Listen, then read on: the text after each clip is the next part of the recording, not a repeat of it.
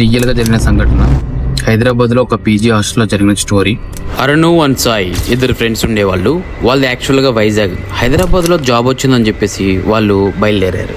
అయితే వాళ్ళకి ఆఫీస్ దగ్గరలో ఏదైనా పీజీ ఉంటే బాగుండు అనుకున్నారు. సో ఆఫీస్ దగ్గరలో వాళ్ళకి ఒక పీజీ అనేది సెట్ అయింది. బయట నుంచి చూస్తే ఆ పీజీ చాలా భయంకరంగా ఉందంట. అయితే ఆ పీజీ చాలా ఓల్డ్ పీజీ. అయితే వీళ్ళు లోపలికి వెళ్ళారు. అక్కడ మాట్లాడుకొని వాళ్ళకైతే ఒక రూమ్ అయితే సెట్ చేసుకున్నారు. వీళ్ళిద్దరికి కలిపి థర్డ్ ఫ్లోర్లో ఒక రూమ్ అయితే ఇచ్చారు. ఆ థర్డ్ ఫ్లోర్ మొత్తంలో వీళ్ళు తప్ప ఇంకెవ్వరూ లేరంట.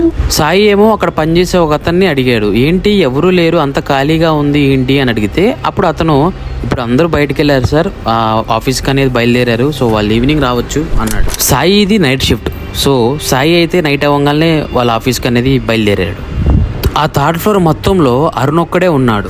కరెక్ట్గా 10:30 నైట్ ఆ టైంలో అరుణ్కి ఏదో విచిత్రమైన సౌండ్స్ అనేది వినిపిస్తున్నాయంట. నైట్ 12 o'clock ఆ టైంలో అరుణ్కి విచిత్రమైన సౌండ్స్ మళ్ళీ వినిపించాయంట. అది కూడా దగ్గరగా వినిపించాయి. ఆ సౌండ్స్ అనేవి కంటిన్యూస్గా వినిపిస్తున్నాయంట. అయితే అరుణ్కి భయం వేసి బయటకు వచ్చి డోర్ ఓపెన్ చేసి చూస్తే అక్కడ ఎవరు లేరు. అయితే పక్క రూమ్లో నుంచి ఒక సౌండ్స్ వస్తున్నాయంట. ఎవరో ఉన్నట్టు, ఎవరో ఏడుస్తున్నట్టు ఆ సౌండ్స్ అనేది వినిపించినాయంట అరుణ్కి. సో పక్క రూమ్కి వెళ్ళి చూస్తే ఆ రూమ్ లాక్ వేసి ఉంది. సర్లే అని చెప్పేసి తన రూమ్కి తను వెళ్ళిపోయాడు. వెళ్ళిపోయిన తర్వాత జస్ట్ ఒక పావు గంట తర్వాత అరుణ్కి మళ్ళీ ఆ సౌండ్స్ అనేవి స్టార్ట్ అయ్యాయి. ఆ డోర్ అనేది నాక్ చేశారు, కానీ ఎవరు అని అడిగితే ఎవరు రెస్పాండ్ అవ్వలేదు. సో అరుణ్ మళ్ళీ వచ్చి డోర్ ఓపెన్ చేసి చూస్తే అక్కడ ఎవరు లేరు. సరే అని చెప్పేసి అరుణ్ సాంగ్స్ వింటూ నిద్రపోయాడు. కరెక్ట్గా 1:32 ఆ టైంకి అరుణ్కి ఏదో అమ్మాయి ఏడుస్తున్నట్టు సౌండ్స్ అయితే మళ్ళీ వినిపించాయి.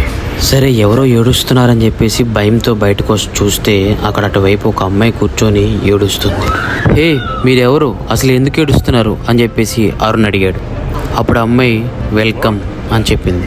అయితే ఆ అమ్మాయి చనిపోయి చాలా రోజులు అవుతుంది. అది చనిపోయింది కూడా వాళ్ళు ఉన్న రూమ్లోనే.